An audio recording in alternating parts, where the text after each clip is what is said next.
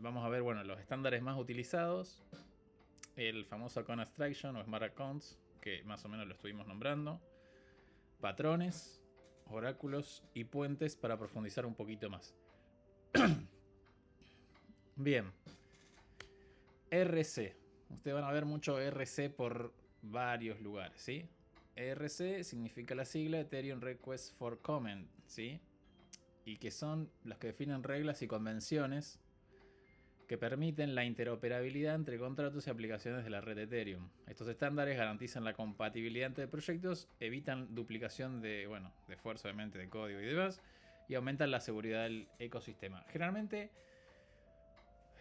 antes de que haya un RC, ¿sí? O sea, un Ethereum Request for Comment, está lo que se llama un APE, ¿sí? Que es Ethereum Internal Proposal. O sea, primero se propone una mejora, la comunidad lo vota, y una vez que hay consenso, vamos a decirlo así para que se entienda, se convierte en un RC.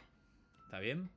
Esto que implica que nosotros, si vamos a usar ERC, que ahora voy a explicar un par, tenemos en el desarrollo, al menos, de esa parte nos va a resultar más segura porque pasó una serie de estándares y protocolos de seguridad por la comunidad, lo cual nos implicaría a que la utilización de ese código es segura, ¿sí? Entonces, cada número de estándar RC, como RC20, RC721, etc., identifica un estándar específico con reglas y características particulares para un tipo de token o funcionalidad en Ethereum. Los desarrolladores pueden seguir estos estándares para asegurarse de que sus tokens y contratos de inteligencia funcionan de manera coherente con otros en la red, lo que facilita la integración y la interacción entre diferentes aplicaciones y servicios basados en Ethereum. Y acá vamos a ver dos conceptos, el concepto de fungible y no fungible, ¿sí? El término fungible se refiere a la propiedad de un activo o un bien que es intercambiable por otro de la misma clase o tipo de manera equivalente y sin pérdida de valor. En otras palabras, si algo es fungible, significa que una unidad de ese activo o bien es igual en valor y características a cualquier otra unidad de la misma clase. ¿Qué ejemplo se les ocurre de esto en la vida diaria? Que sea fungible.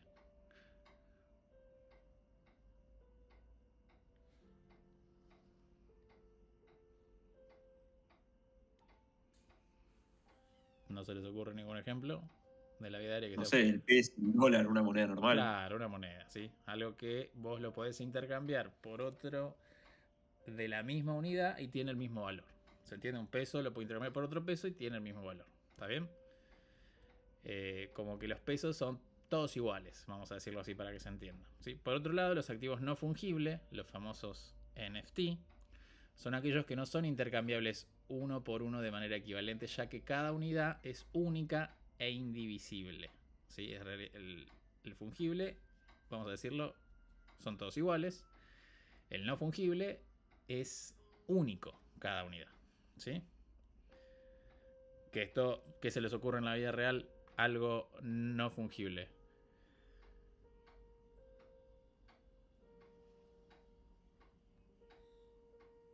No sé, un inmueble. Un inmueble, muy bien, perfecto. Porque cada inmueble es único, ¿sí? Tienen sus dimensiones, en determinada ubicación y demás, ¿no? Y características constructivas y arquitectónicas. Entonces es único. Perfecto. Bien, acá les voy a hablar un poquito de OpenZeppelin. Si vieron en los videos de Brownie, se explica cómo integrar OpenZeppelin, ¿no? Entonces, ¿qué es OpenZeppelin? Bueno, es una de las principales librerías de contratos inteligentes para Ethereum y IBM. Proporciona implementaciones seguras y auditadas. Esto es bastante importante, ¿sí? Que sean seguras y auditadas. De los estándares más utilizados, como RC20, RC21, RC1155. Y patrones de seguridad, lo que permite a los desarrolladores crear contratos confiables sin reinventar la rueda. También ofrece herramientas para gestionar permisos, actualizaciones de contratos y pruebas de seguridad. Bueno, ahí les dejo los dos links oficiales de la documentación y de los contratos, que uno, si vieron el video de Brownie, puede reutilizar y heredar esa funcionalidad e implementar la funcionalidad de su modelo de negocio. De hecho, la práctica de Brownie que va a salir mañana, el ejercicio que va a tener que hacer, van a tener que integrar varios contratos de OpenZeppelin y utilizarlos, ¿sí? Y definir obviamente su lógica de negocio. Bien, ahora vamos a hablar del RC20. El RC20, ¿qué es el RC20? Bueno, son los tokens fungibles, ¿sí? Que se representan en activos intercambiables como monedas o puntos. En Ethereum, el estándar RC20 define la interfaz mínima para crear tokens fungibles.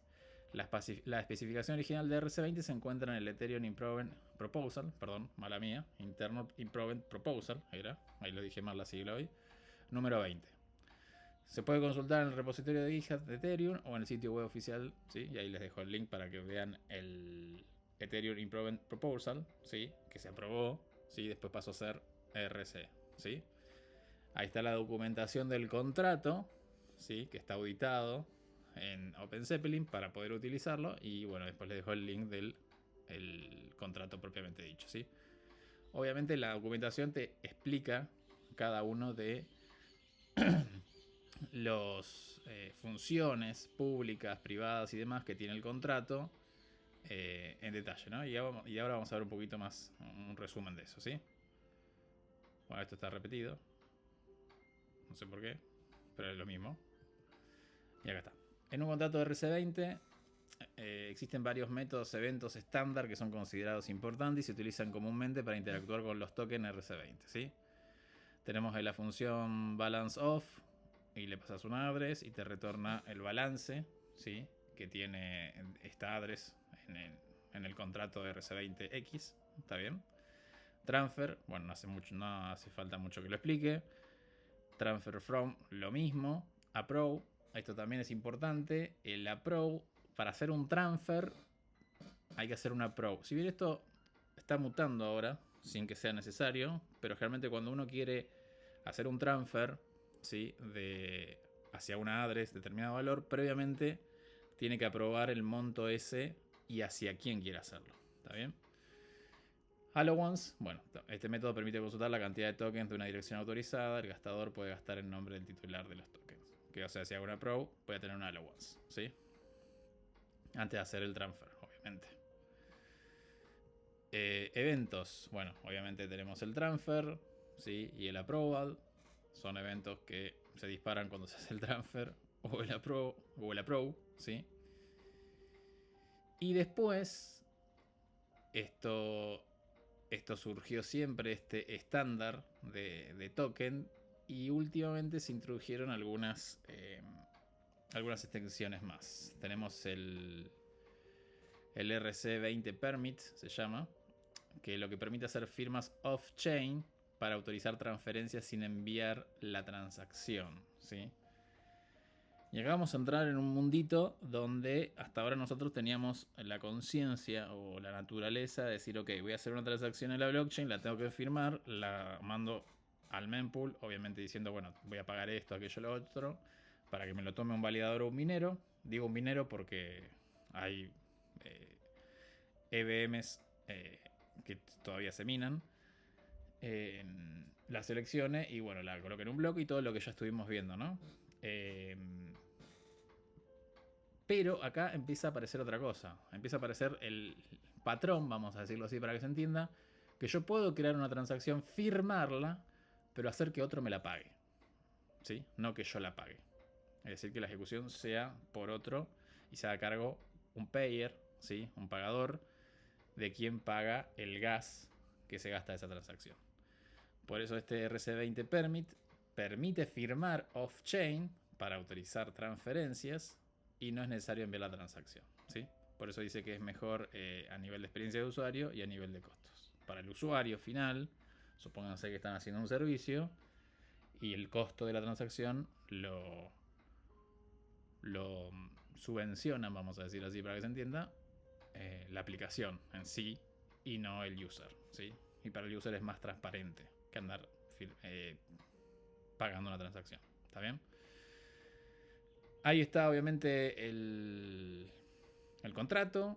Y bueno, y después tenemos también el RC20 Votes, que agrega snapshots, ponderación para gobernanza. No me quiero meter mucho en detalle, les dejo ahí también la especificación del contrato para que la miren.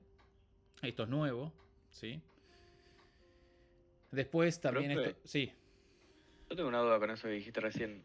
Cuando vemos en alguna blockchain o en alguna página web 3 que dicen que las transacciones son gasless, ¿se refiere a esto que como que las tiene cubiertas no sé, la empresa de atrás? ¿O pues nunca entendí eso? sí, exacto, son de bajo costo. Igual eso ahora cuando vamos Account Abstraction Account, voy a hablar un poquito más de eso. Sí, pero sí, va Ok. por ahí.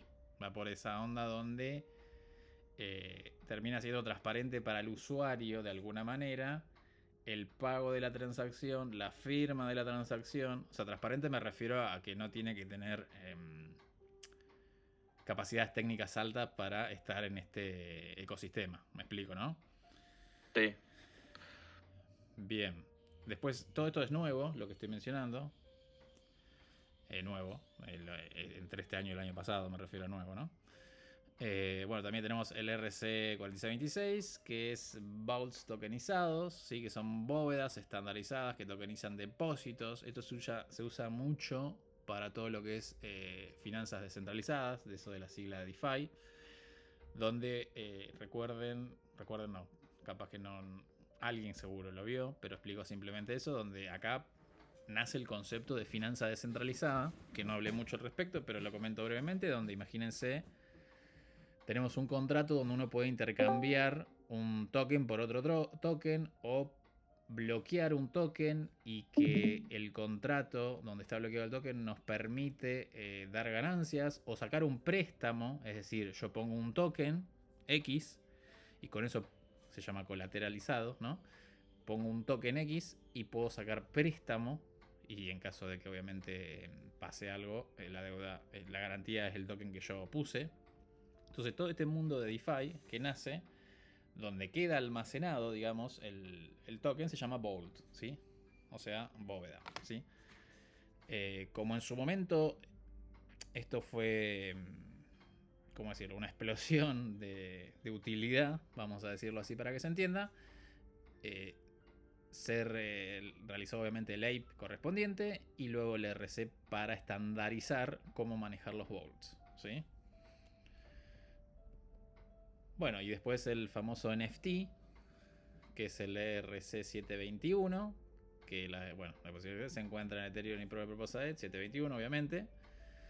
Y bueno, ahí les dejo también la referencia a la documentación del ERC721 y la implementación, ¿sí? del ERC721. Entonces, cuando uno quiere implementar un NFT para su lógica, va a utilizar este contrato, obviamente heredándolo, y le puede agregar o no, en base a lo que uno quiera, lógica propia de negocio. ¿Está bien? ¿Qué es lo que tiene el RC721? Bueno, lo mismo, balance off, owner off, esto ya lo vimos, transfer flow, approve, set approval for all, ¿sí? Y este método permite a un propietario de NFT otorgar permiso a una dirección para transferir todos sus NFT en su nombre o revocar ese permiso.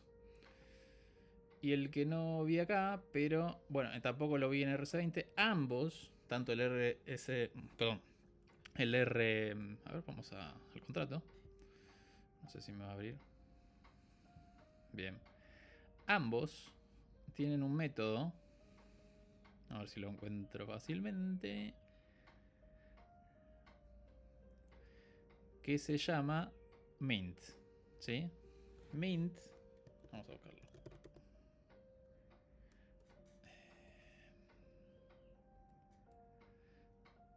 Ahí está, Mint. ¿Sí? Este Mint, obviamente, lo que hace es la creación propiamente dicha del token, ¿sí? Este no, este es privado. Vamos a buscar el...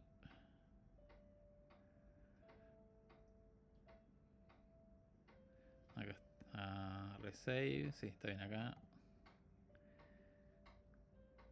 Bueno, vamos a entender que el Mint, ahora no importa, no, es la creación del token propiamente dicho. A ver si puedo hacer así.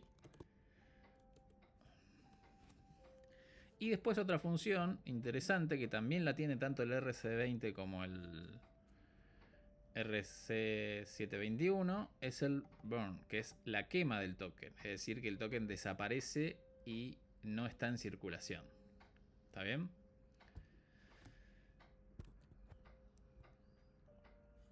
Ahora, volviendo acá, estamos.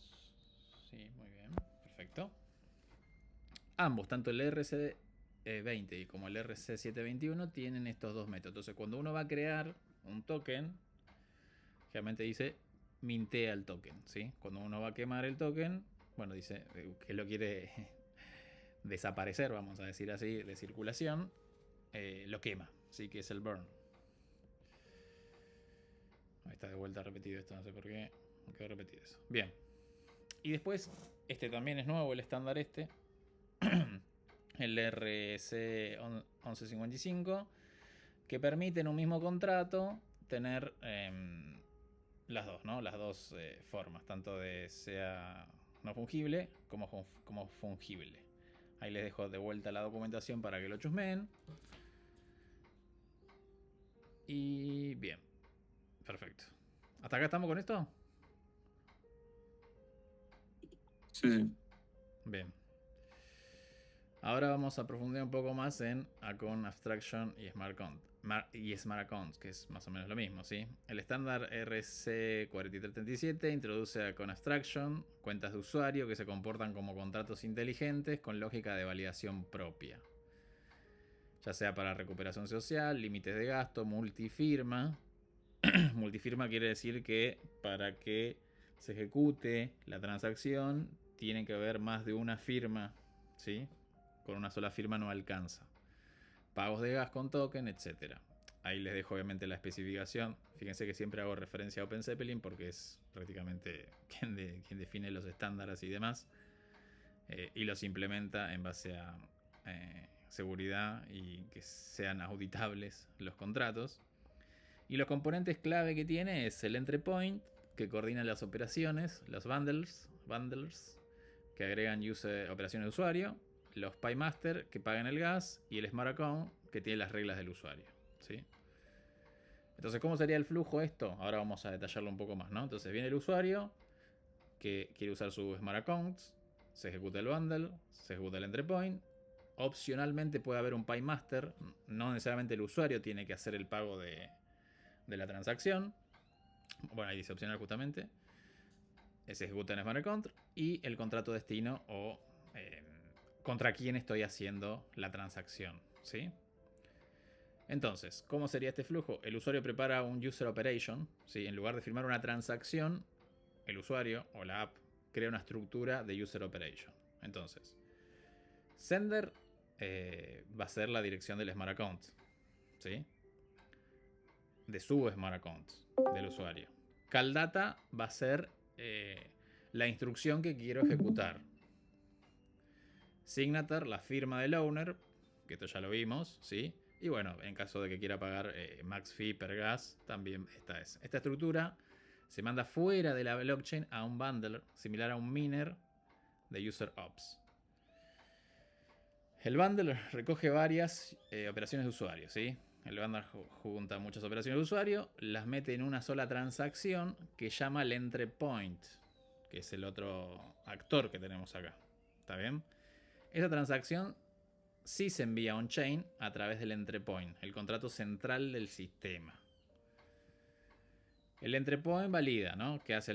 Primero, llama al método, vale que obviamente que sea una operación válida de sus smart accounts, verifica obviamente la firma, el nonce, todo esto que ya sabemos, ¿no?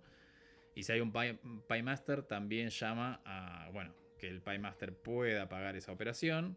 Y si sale todo ok, ejecuta las operaciones sobre el execute del Smart Account. Al final cobra las tasas de gas, ¿sí? Al usuario, si es que no tiene PyMaster, o al PyMaster. Y se envía los fondos al beneficiario, que es el bonder.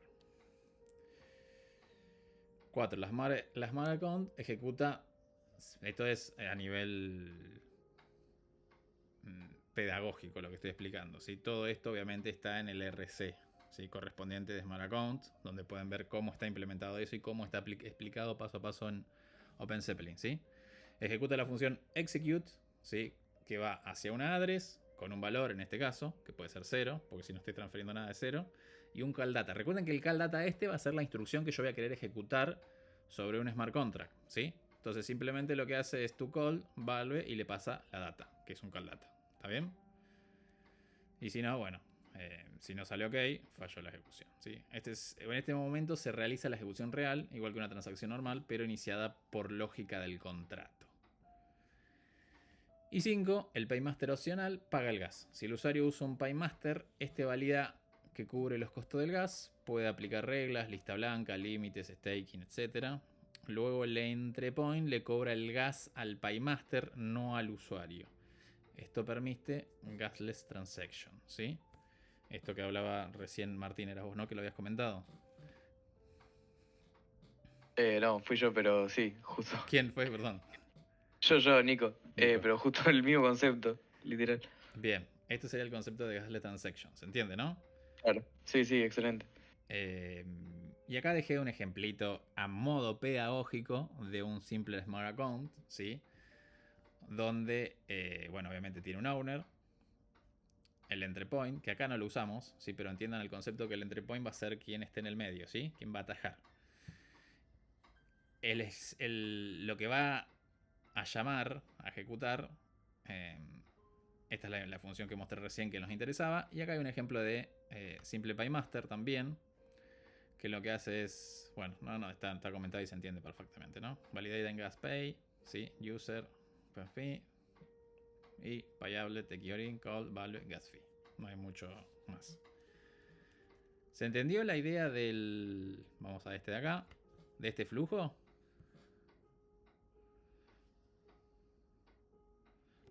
Y yo creo que lo tendría que repasar, pero más o menos sí. ¿Se entiende la idea? Lo que hace esto que sea transparente al usuario cuando uno va contra una aplicación o algo. ¿Se entiende? No necesariamente el usuario lo único que va a tener que hacer es firmar. ¿Me explico? Y obviamente saber cuál es su Smart Account. En caso de que tengamos un payer, ¿sí? Paymaster se llama en realidad el concepto. En caso que tengamos un Paymaster, entonces el usuario evitaría pagar transacciones. El usuario se evitaría solamente tendría que firmar una transacción. Que de hecho, imagínense en un esquema semi-descentralizado, este manejo de cuentas podría estar implementado en la aplicación. Me explico lo que quiero decir, ¿no? Que el usuario se valide con su red social o lo que sea, ¿sí? Y uno ya tendría desplegado su Smart Account correspondiente con su wallet correspondiente y bueno, que darle acceso a que ejecute y firme. Bien. Pasamos a otro tema. ¿Alguna pregunta de esto?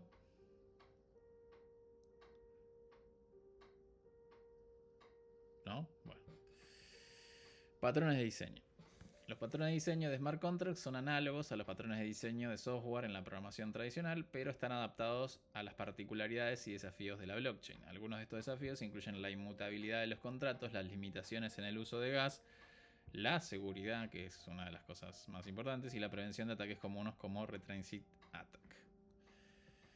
Entonces, voy a empezar a hablar de patrones uno por uno, ¿sí? CheckFs Interactions. Y este patrón previene ataques de retrance asegurando que todas las interacciones externas se realicen después de actualizar el estado del contrato. Bueno, ahí le dejo un poco más, ¿sí? Y una discusión del coso. A ver, ¿qué quiere decir esto? Recuerden que entre contratos se pueden llamar. ¿Se acuerdan que lo vimos eso, no? Y lo he comentado. Entonces, en un contrato A, uno puede llamar a un contrato B. ¿Está bien? Cuando uno hace ese tipo de operación, o puede ser un contrato, o puede ser un external owner account, o en este caso ahora un smart account también, que estamos viendo, ¿sí? Cuando uno hace ese tipo de operación, que se llama otra cuenta desde un contrato, tiene que tener mucho cuidado. Porque lo que puede pasar es esto de acá, ¿sí? Supónganse, tengo un banco vulnerable acá, ¿sí? En el ejemplo. ¿Todos ven el ejemplo ahí? ¿Se ve bien? Sí. Bien, vamos a la función withdraw, ¿sí? Withdraw, ¿qué es lo que hace? Bueno, le va a ejecutar un sender, alguien que está llamando el withdraw. Obviamente requiere que tenga balance 0. Si es así, lo que hace es simplemente, bueno, hacen sender call, value, balance, ¿sí? Fíjense que ahí, acá, en esta línea, se le envía, ¿ok? Al sender el balance, ¿está bien? Para que haga un withdraw, ¿está bien? Y luego pone en balance en 0. Entonces, esta línea de acá es problemática, que esté antes de esto. Porque esto de acá podría ser tranquilamente un contrato que vacíe completamente, ¿sí? El balance. ¿Me explico? Entonces acá, supónganse que el sender es un contrato, y esto es muy común, estos hacks, ¿sí? Este es medio pavo el ejemplo, pero hay hacks fuertes, no sé si habré dejado una noticia ahí, donde se llama al call y el call vuelve a llamar al withdraw y se vacía completamente el contrato. ¿Por qué? Porque siempre balance es mayor a 0. ¿Me explico? ¿Se entiende la idea? Porque esto nunca se seteó. Entonces, ¿qué puede pasar? Que yo estoy chupando los fondos del contrato. ¿Se entendió? La verdad que, perdón, pero yo no lo entiendo. Creo que no. Bien. Vamos de vuelta. Imagínense que el sender es un contrato. ¿Está bien? Que cuando se le hace el call, Sí. que es llamado, tengo el contrato este, ¿sí? Y el sender es un contrato que llama withdraw. Withdraw hace un call sobre el sender. ¿Está bien? Y ese call lo que hace en el contrato, ¿sí? Que es el sender, ¿está bien? Vuelve a hacer un withdraw, o sea que vuelve a entrar acá. ¿Me explico? Como balance mayor a 0, porque nunca llegó a esta línea de acá. ¿Me van siguiendo? Sí. Empiezo a vaciar, empiezo a vaciar y empiezo a quitar todos los ether que tiene el contrato este. ¿Está bien? Claro, un problema de recursividad, como en Stack Overflow. Claro, no sé si recursividad en sí sería. Pero bueno, es parecido, ¿sí? Porque acá tenemos dos actores, ¿sí? La recursividad sería dentro de la misma función. Pero tenemos un contrato malicioso acá que interactúa contra nuestro contrato y ve esta vulnerabilidad y lo que hace es vaciarnos el contrato de Ether. ¿Está bien? ¿Cómo se arregla esto? Creo que se entiende cómo se arregla, ¿no? Sí, chequeando Actualizando el antes. estado previamente, ¿no? Claro, primero si el balance es mayor a 0, primero actualizo el estado del balance y luego hago el call. ¿Está bien? Para enviar el balance. Entonces, ojo con esto, problemas. Cuando hagamos call o llamemos a otro contrato, que es lo que hay que chequear siempre, que el cambio de estado sea previo al llamado. ¿Está bien? ¿Se entiende la idea? El cambio de estado, sería en este caso esto, sea previo al llamado, no primero el llamado y después el cambio del estado. Sobre todo cuando tengo un require que está chequeando que el estado ese sea válido. ¿Está bien? ¿Se entendió el patrón este? Sí, sí. Bien. Sí. Bien, después, otro patrón de diseño, que es el emergency stop. Este patrón generalmente implica una funcionalidad que permite pausar o detener la interacción con el contrato en situaciones de emergencia o anomalías. Recuerden, igual ahora vamos a ver otro patrón que vamos a romper con esto que voy a decir, pero cuando yo despliego un contrato, debe estar recontra testeado, recontra auditado, ¿no? Porque una vez que esté ahí el código, ya está, no lo puedo cambiar. Hasta ahora lo que vimos, ¿no es cierto? Entonces uno de los mecanismos de seguridad es hacer el contrato pausable, vamos a decirlo así para que se entienda. Que el owner o una lista de whitelist de owner puedan pausar el contrato en caso de que suceda algo como esto, por ejemplo. ¿Sí? Si yo veo que me están chupando los fondos porque algo hice mal, tengo que pausar este contrato porque me van a vaciar. ¿Está bien? Entonces, ¿cómo se hace? Bueno, se vuelve... Es un flag, una bandera que simplemente está pausable o no está pausable. ¿Está bien? No es más que eso. Obviamente, solamente el owner lo puede hacer. Y Bueno, este es un ejemplo también pedagógico. En OpenZeppelin está implementado esto, ¿sí? Como Access Control. Es el famoso... Ustedes van a Access Control dentro de OpenZeppelin, de la web, y pueden... no sé si creo que está explicado en Brownie ese también. Pueden agregar que su contrato sea pausable, ¿sí? Esto se entiende, no tiene mucha magia, ¿está bien? Es que arranca que esté en fall, que no estaba parado, ¿sí? Bueno, un modifier, que es tan simple como... que ya vimos los modifiers, ¿sí? Se los aplica a todos, ¿sí? Y después el toggle contractive, que simplemente es un toggle que cambia de estar parado, pausado o no. Y que obviamente lo puede hacer solo el owner, ¿sí? Bien, y este es el patrón. Sí. Ese patrón también básicamente te lo pauso también para el owner, ¿o no? A menos que se pueda también hacer que sea stop, pero solo para todos los que no sean el owner. Claro, pasa que el owner no debería hacer operaciones de negocio. ¿Se entiende? Sería más administrativo, vamos a decirlo. Ok. No quedaría muy bien a nivel para la comunidad que el owner esté operando sobre su contrato. Más que nada por eso. Pero sí, el owner tampoco podría hacer deposit, tampoco podría hacer withdraw.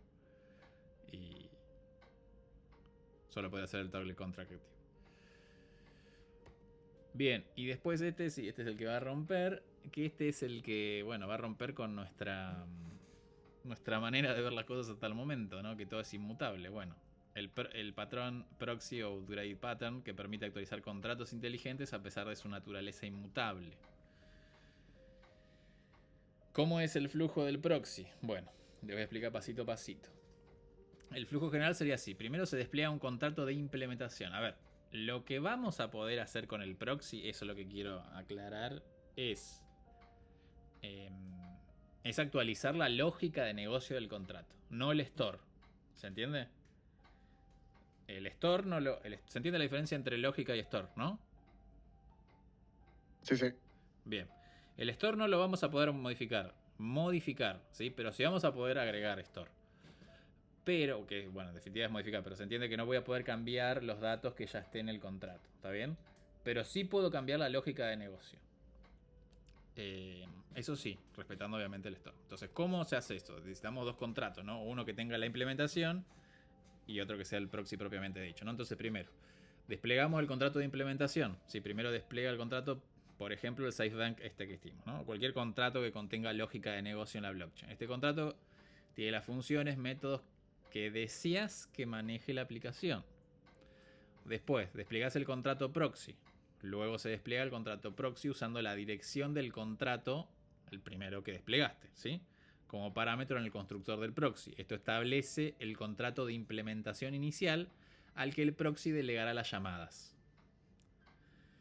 Y interactúas contra el proxy, ¿sí? Tu contrato público para tu aplicación es el proxy. Entonces los usuarios interactúan contra el contrato proxy, no contra el SafeBank, ¿sí? Cuando un usuario llama a una función en el proxy, este contrato delega la llamada SafeBank o a la implementación actual. Actualización. Si en el futuro se desea cambiar la lógica del contrato, se puede desplegar un nuevo contrato de implementación y luego llamar a la función upgrade del contrato proxy para que las delegaciones de las llamadas sean al nuevo contrato. ¿Se entiende la idea del flujo? Desplegamos un contrato que se va a ser el intermediario y con el cual los usuarios van a interactuar, y otro que tiene la lógica de negocio. ¿Está bien? Cuando yo interactúo contra el contrato que interactúan los usuarios, que es el proxy, delega siempre los llamados a la implementación de la lógica. Si el día de mañana encuentro un bug de seguridad o quiero agregar nueva lógica o lo que sea, hago un set de implementación, vamos a decirlo así para que se entienda, obviamente subo otro nuevo contrato con lógica y hago un set de implementación. Todo el store queda en el contrato proxy, eso hay que tenerlo en cuenta, ¿sí? No queda en el contrato de implementación. ¿Por qué? Porque los usuarios están interactuando contra el proxy. Entonces el store, o sea, la data que tenga el contrato, que se vaya guardando en el tiempo, queda en el proxy. Bien, acá justamente dice eso, ¿no? Es importante entender que el storage del estado de la estructura queda en el contrato proxy y en caso de una actualización de la implementación se deberá respetar las estructuras que fueron definidas, sobre todo en el orden, esto es importante, sobre todo en el orden en que fueron para no romper accesos a la memoria. Si voy a hacer una nueva implementación, en el orden en que definí las estructuras, tiene que ser el mismo. ¿Puedo agregar nuevas? Puedo agregar nuevas, pero no puedo modificar... ¿Se entiende lo que quiero decir, no?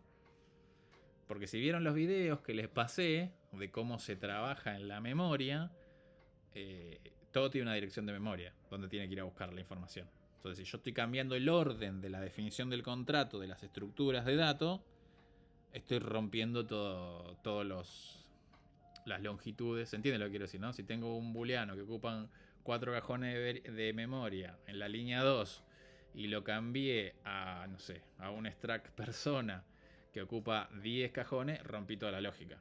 ¿Se entiende? Porque en el bytecode original de eso había guardado el puntero para que ocupe tanto el booleano, por decir algo. Me explico lo que quiero decir, ¿no? Sí, sí. Bien. ¿Cómo es entonces? Bueno, acá tenemos el contrato, un ejemplo del contrato proxy, que tenemos la implementación, el owner, y en el constructor le paso la implementación. ¿Está bien? Y el owner es el sender. Nada loco, tengo el only owner, que ya lo vimos. El upgrade, que le paso una nueva implementación y actualiza la implementación. Y esto se define prácticamente, después les voy a pasar un video para que está la explicación en profundidad. Pero es una instrucción a modo assembly, ¿sí? Que prácticamente tienen que cargar la dirección esta, ¿sí? Que es el puntero, hacer el call data, y esto es lo que hace un delegate call, ¿sí? A la implementación. ¿Está bien? O sea, es decir que esto lo que va a hacer siempre va a terminar cuando yo le pegue a cualquiera al contrato proxy, va a ser un delegate call a la implementación. ¿Está bien? No es mucho más. Es copiar y pegar esto, y es lo clásico que se utiliza en el modo de hacer el patrón proxy. Bien. Assembly. Indica el comienzo de un bloque de código ensamblador. ¿Sí? Solidity. Recuerden que... A ver, ¿por qué assembly? Porque la EVM, ¿sí? La Ethereum Virtual Machine, se ejecuta en código assembly. No sé, ¿vieron los videos que les dejé de la EVM?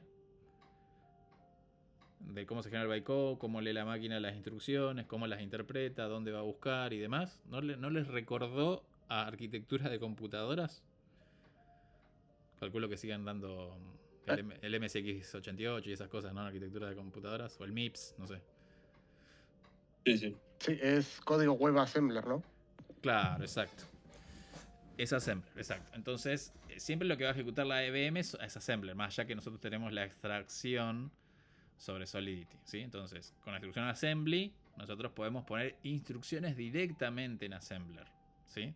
Por eso el bloque assembly del contrato, fíjense que acá tengo la instrucción assembly y tengo un scope donde voy a poner instrucciones para, bueno, que se ejecute en lenguaje assembly, vamos a decirlo. ¿Qué es lo que dice ahí, ¿no? Solidity permite el uso de ensamblador para operaciones de bajo nivel. LED puntero MLOAT 040, esta línea asigna al puntero la dirección del espacio libre de memoria MLOAT 040, carga el contenido de la memoria en la dirección 0x40, dije bien, que por convención contiene el puntero del espacio libre de memoria. Call data copy, puntero 0 call data size, copia los datos de la llamada entrante call data. ¿Sí? Que en ese caso sería la instrucción que yo quiero ejecutar. ¿Está bien? Call data copy es una función de bajo nivel que copia los datos de la llamada. Recuerden que acá, cuando yo hago una transacción, esto lo vimos, ¿se acuerdan? Más allá que yo haga un transfer o no sé, un set, lo que va a recibir en realidad la EVM es un choclo de bytes, ¿sí? Es ese call data, ¿está bien? Es una función de bajo nivel de datos de la llamada a la ubicación de memoria. PTR es el destino. Y 0 es el índice inicial de los datos de la llamada. Y call data size, bueno, el tamaño obviamente, ¿no? Result, delegate call, gas, la implementación, el puntero call size, 00. Realiza una llamada de delegación, que esto se los dije recién, al contrato en la dirección que está en impl, ¿sí? el contrato e implementación. Esta llamada utiliza todos los datos de gas disponibles, la dirección del contrato de implementación y los datos de la llamada copiados en memoria. Delegate call es similar a una llamada normal, pero mantiene el contexto del contrato que lo llama. En este caso, el contrato proxy, incluyendo el almacenamiento y el balance de TH. Let size, return data size, después de que se ejecuta el delegate call, esta línea asigna a size el tamaño de los datos devueltos por la llamada. Return data copy, bueno, del tamaño, copia los datos devueltos a la llamada, la delegación de vuelta a la memoria, empezando por la... ¿Se entiende lo que está pasando acá? Llama al contrato, da una respuesta, le devuelve datos, esos datos tienen que quedar almacenados, ¿sí? Switch result, evalúa el resultado de la delegación y bueno, si result es 0, significa que la llamada de delegación falló. Si result no es 0, significa que la llamada fue exitosa. Los datos de retorno se envían de vuelta al llamador original. Este es el famoso proxy y está bueno implementarlo si van a desarrollar acá porque les da esa ventaja de... Bueno, tengo el contrato que es pausable también. Puedo pausarlo porque tengo un bug fuerte. Entonces lo pauso, corrijo, subo una nueva implementación y actualizo. ¿Está bien? Bueno, esto también indirectamente lo estuvimos usando, ¿sí? El patrón este de Restrict Access se refiere a restringir el acceso a ciertas funciones del contrato solo a usuarios autorizados, que ya es el famoso Only Owner, o bueno, puede ser otro también, Only Staff, o un whitelist de usuarios, así que pueden hacer ciertas operaciones. Después el Pullover Push for Payments, este está interesante. También conocido como Secure Withdrawal Pattern, este patrón sugiere que los contratos deben permitir que los usuarios retiren los fondos en lugar de enviarlos directamente para mitigar riesgos. Es decir, nunca conviene que yo haga un envío de fondos. Tipo, voy a hacer así un airdrop, se dice generalmente en blockchain, ¿no? Cuando agarro y tengo una lista de address y empiezo a tirarle fondos para todos, ¿sí? Es bastante riesgoso hacer eso, por todo lo que estuvimos viendo. Lo que conviene hacer siempre es que el usuario haga un withdraw, ¿sí? Entonces, siempre conviene evitar esto, ¿sí? Porque es riesgoso. Y cambiar a que sea un withdraw. ¿Está bien? Esa es la... De hecho, muchos de estos patrones que estoy viendo están en OpenZeppelin también explicados con mayor profundidad. Entonces, recuerden esto. Si voy a hacer un pago de algo o manejar pagos, que sea un withdraw. No que sea un airdrop o un send masivo o un send, no importa, de unidad. Siempre tiene que ser un withdraw. Porque en este de acá, ¿quién puede hacer el... ¿Se entiende? El send payment. Es riesgoso. Después, Factory Contract Pattern, que involucra el uso de un contrato para crear otros contratos. Esto tiene que ver un poco, si lo quieren enlazar, podríamos hacer una aplicación para manejar Smart Accounts y tener un contrato que cree Smart Accounts cuando tenemos un usuario nuevo en nuestra plataforma, por ejemplo, ¿sí? Entonces, uno hace un contrato que crea un Smart Account para un determinado usuario. Un ejemplo, ¿sí? Entonces, tenemos el Factory Contract, ¿sí? Que tenemos acá un array para almacenar las direcciones de nuestros contratos hijos, vamos a decirlo así. Tiene un evento, pero simplemente llamo al crear el child contract, que lo que hace es, obviamente tendría que tener importado, ¿no? Este contrato que está acá. Creo un nuevo child contract donde el owner va a ser el sender en este caso. Pusheo la address, ¿sí? Y emito el evento. Sí, tan simple. Entonces tengo un factory contract, ¿está bien? Para crear otros contratos. Bueno, el Oracle Pattern, los contratos inteligentes no pueden acceder, esto ya lo vimos, ¿no? Directamente a datos del mundo real. Los oráculos son servicios externos que proveen estos datos. Este patrón gestiona cómo los contratos interactúan con oráculos de manera segura y confiable. Entonces, ¿cómo entendemos esto? Tenemos el contrato acá a la izquierda que utiliza el oráculo, ¿sí? Que va a tener un oráculo, obviamente, y le paso la address del oráculo. Y después decir, bueno, quiero la data del oráculo. hasta acá está todo muy claro. Que simplemente lo que hace es al oráculo que sete acá, le dice get data y bueno, y ahí obtiene los datos. ¿Está bien? Y después tenemos el contrato del oráculo, ¿sí? Que tiene un update data y un get data. Este update data, la actualización de esa data, que es asíncrona, vamos a decirlo, ¿sí? Tiene que ser de una manera descentralizada para evitar justamente que cuando yo lea la data del contrato del oráculo sea una data válida, vamos a decirlo así para que se entienda. Ahora más adelante vamos a profundizar un poco más en esto. Bien. Tenemos dos conceptos hasta ahora, el concepto on-chain y el concepto off-chain, que más o menos estuvimos hablando de esto anteriormente, ¿no? Que on-chain hace referencia a todas las acciones, transacciones o datos que están almacenados y verificados en la blockchain. Todo lo que es on-chain es inmutable y transparente, formando parte del registro público de la blockchain. Las transacciones on-chain requieren la verificación por parte de la red y consumen gas en Ethereum. Off-chain se refiere a las actividades o datos que no se registan en la blockchain. Estos pueden incluir cálculos, procesamiento de datos o almacenamiento que se realiza fuera de la cadena por razones de eficiencia, privacidad o costos. Las acciones off-chain pueden ser más rápidas y menos costosas, pero no ofrecen la misma seguridad y transparencia que las on-chain. Oráculo es un sistema que proporciona datos del mundo real a la cadena de bloques. Actúa como puente entre la blockchain, que es un sistema cerrado y determinista, y fuentes de datos externas. Los oráculos permiten a los contratos inteligentes reaccionar a eventos y acceder a información fuera de la blockchain, que de otra manera serían inaccesibles, como precios de mercado, resultados de eventos, condiciones climáticas, bueno, lo que se puedan imaginar que esté en el mundo real y que yo quiera poder tenerlo accesible dentro de la cadena de bloques, ¿sí?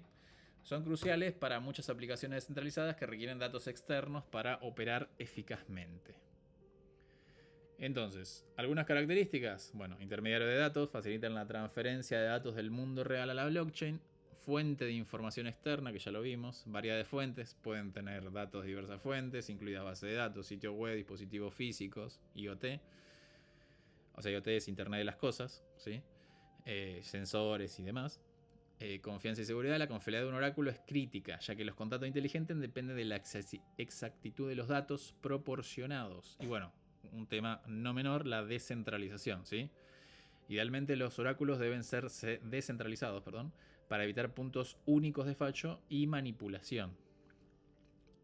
Y bueno, integración obviamente con los contratos inteligentes, que interactúan con contratos inteligentes para encontrar acciones basadas en los datos recibidos.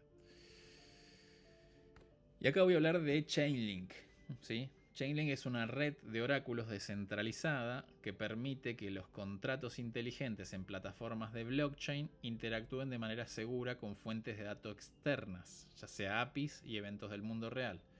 Está compuesta por una red de nodos llamados nodos Chainlink que recuperan y verifican datos fuera de la cadena y luego los entregan a los contratos inteligentes.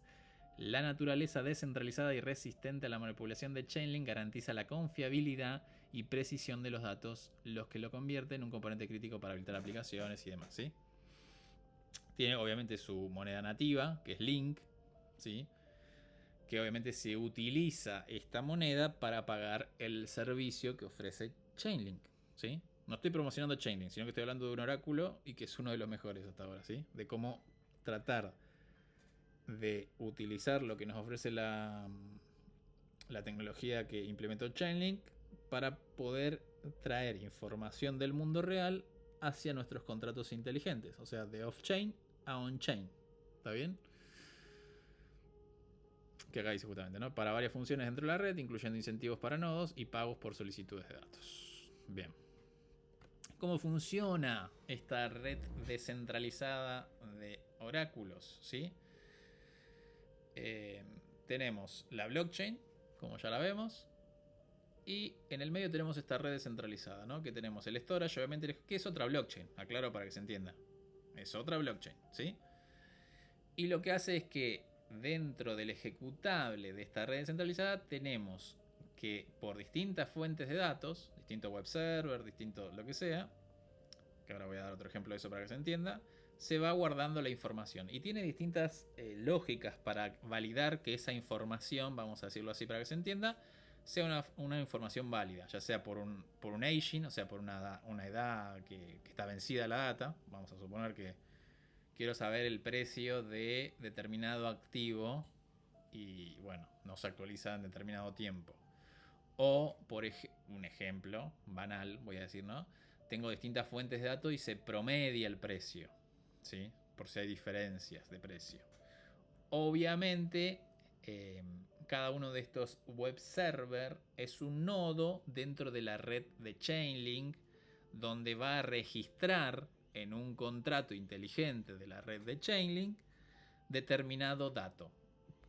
Y tiene el mismo esquema, si mal no recuerdo, que tiene actualmente Ethereum. Es decir, el Proof of Stake. O sea que si hay alguien que quiere ser malicioso, va a perder su stake, ¿sí? Que en este caso sería en Link. Obviamente recibe recompensas cada uno de los nodos por validar información o poner información. ¿Está bien? Entonces, este DONT, que sería esto de acá, ¿no? Decentralized Oracle Network, o sea, esta red descentralizada de oráculos, ¿sí? Chainlink lo llama como un smart contract híbrido. Es decir, por un lado tengo el contrato en la blockchain, pero su contrapropuesta es el contrato ejecutable dentro de esta red de oráculos y obviamente la comunicación entre estas dos redes, ¿sí? Acá le dejo toda la documentación para que inspeccionen un poco más respecto a este tema. Y vamos a hablar también de Chainlink, porque es una nueva feature que tiene Chainlink, que si mal no recuerdo salió el año pasado. Sí, el año pasado. Y que tiene que ver con los puentes e interoperabilidad. O sea, el famoso cross-chain, que ya más o menos algo vimos, pero vamos a profundizar un poquitito más, ¿sí? Las blockchain, como vimos, recuerden que tenemos blockchain por todos lados, ¿no? Tenemos L2, tenemos L3, tenemos sidechains, tenemos otras EVM también, ¿sí? Conocemos Ethereum, tenemos Polygon, tenemos Binance Smart Chain. Hay un montón todas son EVMs, ¿sí? Entonces cada blockchain son como islas que de alguna manera, para el usuario, para que sean usables, tienen que tener una interconexión para hacer una operación, vamos a decirlo, transparente. Entonces, para eso se necesitan los puentes, ¿sí? Para mover activos o mandar mensajes entre distintas blockchains, ¿sí? Y los riesgos que siempre es que, bueno, que haya bugs en el medio y, bueno, se roben los fondos o den información falsa, ¿sí? O demás. Entonces, Chainlink saca un protocolo, no sé cómo nombrarlo, ¿sí? Casi un estándar, se podría decir, que se llama CCIP, ¿sí?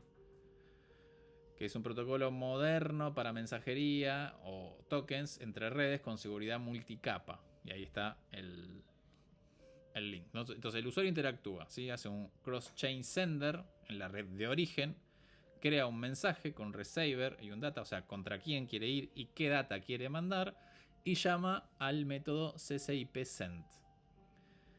Eso va contra un router de Chainlink, on-chain, ¿sí? A través de la red de nodos de Chainlink. El router define cuál es el destino de esa blockchain y después hace un cross-chain receiver, se ejecuta en la red de destino. Y se termina ejecutando el mensaje o la acción final. Acá hay un ejemplito muy chiquitito que se los dejo, pero no nos metamos mucho en esto, en el código, porque esto está en Chainlink, cómo implementarlo, cómo hacer. Si no, bueno, no me anda justo, no me anda. ¿Por qué no me anda? Pero esta imagen está bastante buena, pero la vamos a poner de vuelta. No sé por qué no me anda. A ver. Vamos a subir acá y vamos a poner esta. Ahí está. Bien, ahí todos ven la imagen, ¿no? Sí, sí. Bien, entonces el user que hace un send, ya sea para enviar tokens o enviar data, o sea, un mensaje. Viene el router, ¿sí? El router obviamente hace una validación de riesgo. Si es envío de token, lo guarda en un pool. Recuerden que acá teníamos, ¿se acuerdan cuando vimos los ya sea lock and mint, bueno, o burn and mint, ese tipo de manejos de los puentes que lo vimos en su momento. En este caso, fíjense que justamente dice lock o burn del token. Si estoy enviando token, va a la red esta descentralizada de oráculos de Chainlink, ¿sí? Ya sabe a dónde tiene que ir. Y acá hace lo mismo, ¿no? Hace el unlock o el mint del otro lado. Si yo hago un lock de acá, tengo que hacer un lock de acá. Si hago un burn de acá, que estoy quemando el token, tengo que hacer un mint de acá. Lo manda al router, el router sabe cuál es el receiver, se ejecuta el receiver y llega al usuario final, que obviamente usuario final acá entiendan que puede ser también un smart contract, ¿sí? Cómo implementar esto y cómo hacerlo está todo explicado y detallado en la documentación de Chainlink. Obviamente para hacer todas las operaciones dentro de esta red de acá necesito tener link. Obviamente nos van a hacer desplegar contratos acá a nosotros, ¿sí? En esta red, y que tenga link para poder pagar el ruteo y demás. Y se descuenta de acá por cada transacción. Pero nos da una solución bastante limpia, robusta y segura. Y es lo que se está utilizando actualmente a nivel de protocolo en cuanto a puente. ¿Está bien? Bien. Seguridad y auditoría. La seguridad es esencial porque, recuerden, como dije al principio, los contratos son inmutables. Más allá que tenga el proxy, igual si subo un contrato que tiene un bug, me pueden llegar a vaciar de acá que me di cuenta y puse una nueva implementación y no lo pausé. Me pueden llegar a vaciar igual. Y acá pongo algunas vulnerabilidades también más, ¿sí? Ejemplos de mitigaciones. El front running, ahora voy al front running. Vamos a saltear a integer, overflow, underflow. Esto también hay que tener cuidado. Si usamos Solidity 0.8 para arriba, no pasa nada, porque revierte en la transacción por defecto. Pero si estamos usando versiones antiguas, que tranquilamente puede haber, recuerden que hay cosas que ya están en la blockchain y se utilizan. Hay que usar la librería SafeMap, ¿sí? Para asegurarse de no hacer un overflow, underflow, ¿sí? Bueno, y el uso incorrecto de delegate call, que lo vimos recién, también lo mismo. Que tengamos proxies auditados, ¿sí? Only admin y validar implementaciones. Y el front running o el sandwich attack, ¿sí? Es cuando esto creo que lo expliqué en una clase, es que yo voy a enviar una transacción y recuerden que los validadores, más allá de que tienen el código que vos te lo podés descargar y ser parte de validador o minero, pueden implementar lógica propia, ¿sí? Sin romper obviamente las reglas del protocolo y demás, y ver qué transacción antes de colocarla en un bloque, qué es lo que está haciendo, ¿no? Entonces tiene como esa información privilegiada. Al tener esa información privilegiada puede meter otra transacción antes de la transacción que uno envió o posterior a la transacción de que uno envió, ¿sí? Entonces eso es un ataque front running, ¿sí? Se llama sandwich attack, es decir, te pone una transacción sándwich en el medio, como lo acabo de explicar, para sacar provecho de algo en particular, ¿sí? Por ejemplo, si yo quiero comprar un activo, ¿sí? Y no me importa el precio, quiero decir, bueno, quiero gastar $1000 o lo que sea, no importa, 1000 de algo, y no me importa lo que vale, ¿sí? Si hay un validador que está viendo que es ese tipo de transacción, lo que va a hacer el validador es, en la transacción que uno va a enviar, va a crear una transacción antes para comprar y levantar el precio, ¿sí? Y luego te va a vender a vos eso. ¿Me explico lo que quiero decir, no? Es decir, va a sacar provecho de a vos no te importa el precio del activo. Ese tipo de ataque se llama como ataque sándwich. ¿Y cómo se puede prevenir? Bueno, primero evitando poner a cualquier precio. Y más allá de eso, se puede prevenir usando un commit rebel, ¿sí? Un commit rebel es donde ahí pongo un pedazo de código, donde primero se hace un commit, ¿sí? Que se envía simplemente un hash sin saber, y luego lo que hace un rebel, donde voy a enviar el hash, obviamente, que mandé inicialmente con un valor. Y obviamente acá tengo que implementar un smart contract, ¿no? Estamos de acuerdo en eso. Entonces ahí es imposible que sepa que si el hash es verdadero, es falso y demás, porque no lo puede validar el validador o el minero, ¿sí? Y por último les dejo el link del OWASP de Smart Contract de IBM, el top 10, donde es un documento de concientización estándar que tiene como objetivo brindar a los desarrolladores y equipos de seguridad de Web3 información sobre las 10 principales vulnerabilidades encontradas en los contratos inteligentes, ¿no? Entonces entramos acá y acá me está diciendo, ¿no? Access Control, que las estuvimos viendo. Bueno, Praise Oracle Manipulation, que más o menos indirectamente la estuvimos viendo. Bueno, errores de lógica. Retransidax, ¿sí? Un cheque de external call, lo mismo. Bueno, Flash Loan Attacks, esto no lo vimos, pero es prácticamente muy parecido al Front Runner o el Sandwich Attack. Lo mismo, Flash Loan es préstamo, ¿sí? Sería como préstamos rápidos, ataque de préstamos rápidos, donde uno saca un préstamo rápidamente. Con eso, a ver cómo le explico para que se entienda. Bueno, ahora voy con eso. Integer Overflow Underflow, que también lo vimos recién. Bueno, aleatoriedad insegura, esto es lo mismo. Que eso no lo vimos, pero va a ser parte del ejercicio que tenga que hacer con Brownie. Que es cómo generar números aleatorios dentro de la blockchain. Recuerda que acá no tenemos aleatoriedad. Entonces vamos a tener que recurrir a una fuente externa, ¿sí? Para generar aleatoriedad. Bueno, entonces aleatoriedad insegura se refiere a eso, ¿no? Hay muchos contratos que están desplegados y usan fuentes de aleatoriedad bastante poco entrópicas, vamos a decirlo así para que se entienda. Y eso hace que sea fácil adivinar los resultados, ¿sí?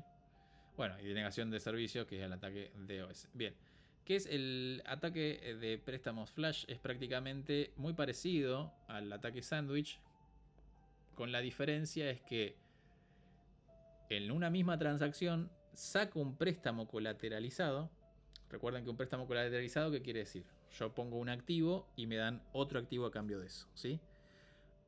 En ese mismo momento salgo a comprar para levantar el precio de otro activo. Y como tengo un front running attack, por ejemplo, ¿no? Donde puedo meter una transacción sándwich, le vendo a otro más caro y pago el préstamo y me queda una diferencia. Ese sería el Flash Loan Attacks. Y hay casos, después búsquenlo, Flash Loan Attacks Ethereum, y van a ver que hay casos de miles de millones de dólares que han hecho así, ¿sí? Ese sería el Flash Loan Attack.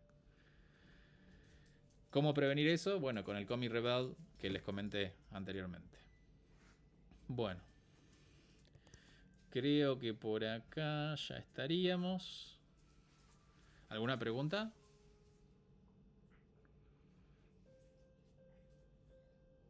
¿No? Sí. No. Bien.